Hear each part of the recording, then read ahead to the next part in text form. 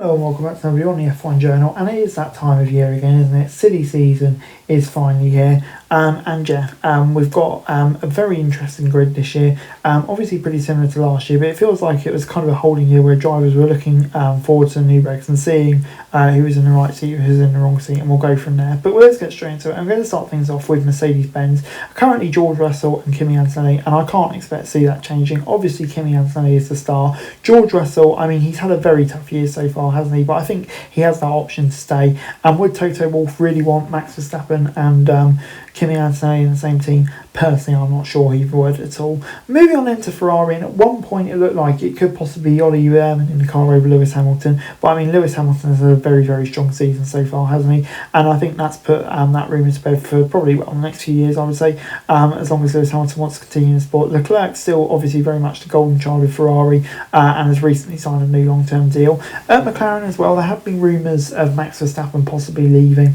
and possibly leaving Red Bull and joining the team, but I just can't see that happening. I don't really see the clear advantage that McLaren would have. And yeah, Piastri, I mean, there were rumours of him wanting to leave, but where else are you going to go where he's going to get good as drive as McLaren? And that kind of leads me to say the same with Red Bull as well. Obviously, Max Verstappen could take a sabbatical or whatever, but I just don't think he will.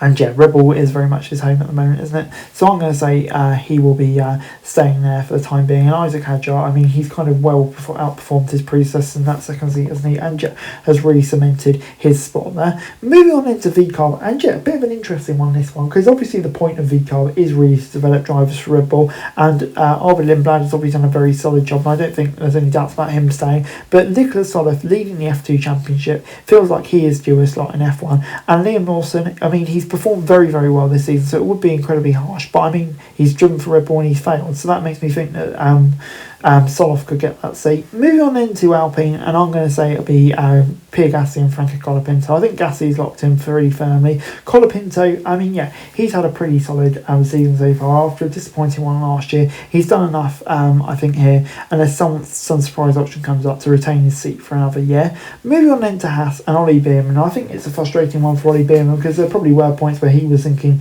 he could be driving for Ferrari next year, but no, it's not going to work out like that, and he kind of feels like he's stuck at Haas or maybe another team for the next few years. And in the other seat, I've gone for Ferrari Junior Rafa Kamara. I think Ocon is out, unfortunately. I think he's had his chance and just hasn't really delivered. But at the same time, I think Rafa Kamara, with his links to Ferrari, will get the nod over Leo Fornaroli, who's attached to McLaren, or Tsunoda with his Honda links, obviously with Toyota being there. And finally then, for Williams, I'm going to say it will be an unchanged lineup for them. Obviously, I think both drivers will be frustrated. Carlos Sainz in particular, who seems to have the better of Alex Albon. But when you look at the grid, is there any real serious options that you could go to which would be a definite upgrade? I'm just not so sure there will be. Moving on then to Aston Martin, another team that's obviously had a very, very disappointing season so far. Lance Stroll obviously will stay as long as his dad wants him to. But Fernando Alonso is an interesting one. I think...